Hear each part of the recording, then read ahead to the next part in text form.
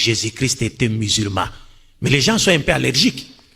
Quand ils vous entendent dire que Jésus était musulman, ils pensent que vous voulez dire de lui qu'il était adepte de qui? De Mohammed sallallahu alayhi wa sallam. Non.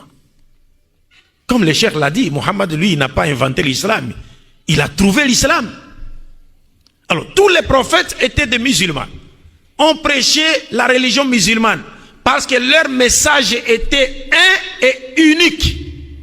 Aucun prophète de Dieu n'a prêché la doctrine de la Sainte Trinité, qu'elle soit catholico-protestante ou sabélianiste. Aucun prophète de Dieu n'a prêché que Dieu avait un enfant. Ça n'existe pas. Ce docteur, il doit revoir ses coups, parce que quand vous dites que Jésus était musulman, on se demande s'il priait en regardant quelle direction. On se demande s'il priait en quelle langue. On se demande s'il faisait 5 prières par jour et qui était son imam. Je ne sais pas ce qu'il veut dire par là. Avoir un doctorat n'est pas synonyme à la réflexion parfaite, parce que certains doctorats sont honorifiques. Fils de Dieu est bel et bien mentionné à la Bible plusieurs fois. Jean 3, verset 16 nous parle de fils de Dieu.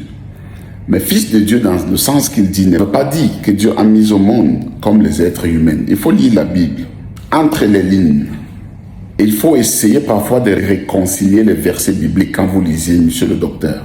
Job 1, verset 6 parle de fils de Dieu. Là, ça désigne simplement les êtres célestes. Exode 4, verset 22 aussi. Luc 3, verset 38. Il y a plusieurs versets qui parlent de fils de Dieu. Mais que veut dire fils de Dieu? Là, il faut demander au mentor. Selon Sourate 10, verset 94. Nous sommes vos mentors. Et nous, en tant que mentors, nous vous disons aujourd'hui que fils de Dieu veut dire Dieu dans un corps. Ce corps qu'on appelle Kodesh, c'est ça qu'on appelle fils unique de Dieu. Dieu dans un corps. Rappelez-vous, docteur, Abraham a vu Dieu. Abraham a mangé avec 3 hommes. Et parmi ces 3 hommes, celui qui était au milieu était Dieu. Genèse 18. Abraham lui a vu comment. Il est venu comment?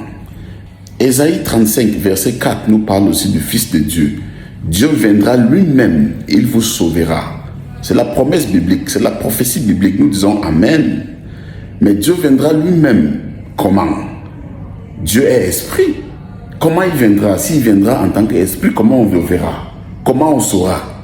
Il faut qu'il prenne un corps spécial. Dieu fait tout ce qu'il veut. Qui sommes-nous? Fait à base de la poussière pour lui poser des questions. Il fait ce qu'il veut. Il est venu en tant qu'homme. C'est ça qu'on appelle Kodesh, c'est ça qu'on appelle fils de Dieu ou fils unique de Dieu. On a demandé au Seigneur Jésus, es-tu le fils de Dieu vivant? Il a dit de sa propre bouche. Il les appelle à la réflexion. Ce n'est pas une première fois que Dieu vient visiter son peuple en prenant un corps. Pourquoi ça vous dérange autant? Et vous avez dit que vous êtes des Arabes du Congo. Et vous êtes les descendants d'Ismaël. Ça me fait rire. Parce qu'il n'y a même pas d'abord une preuve dans un manuscrit ou dans un livre quelque part que les descendants d'Ismaël sont des Arabes. Parce que mon frère, Abraham, hébreu, sa femme, égyptienne, ils ont fait un enfant appelé Ismaël. Un hébreu, un égyptien, à l'époque là, ils vont accoucher un arabe. Ah papa, il faut revoir ta source, hein? Il faut revoir vraiment même ton livreur.